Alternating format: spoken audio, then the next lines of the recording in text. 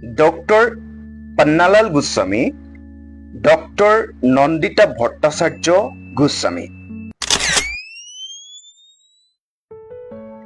কালিৰ পৰা এহাল দম্পতীৰ বিশেষ ভিডিঅ' আৰু তেওঁলোকৰ মহানুভৱতাৰ বিভিন্ন কথা বতৰা আমি শুনি আছো। এই দুগৰাকীৰ বিষয়ে একো জনা নাছিলো, কিন্তু নলবাৰীত থকা কুমাৰ ভাস্কৰ বৰ্মা সাংস্কৃত আৰু পুৰাতন বিশ্ববিদ্যালয়ত সংস্কৃত শিক্ষাৰ উত্তৰণৰ হেতু দুয়োগৰাকীয়ে সাঁচতীয়া ধনৰ 1 কোটি টকা বৰঙণি দান কৰাৰ খবৰ লাভ কৰি তেওঁলোকৰ সঁচা পৰিচয় পালো।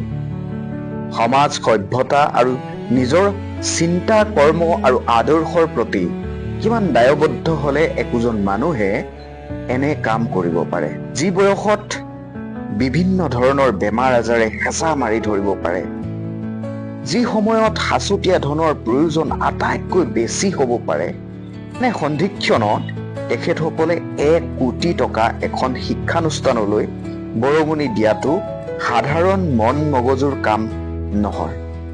চিন্তা আৰু মানসিকতাৰ এই বিশালতাক কেনেকৈ প্ৰকাশ কৰোঁ শব্দ বিচাৰি পোৱা নাই। ভগৱানে দুয়োজনকে আৰু শক্তি দিয়ক।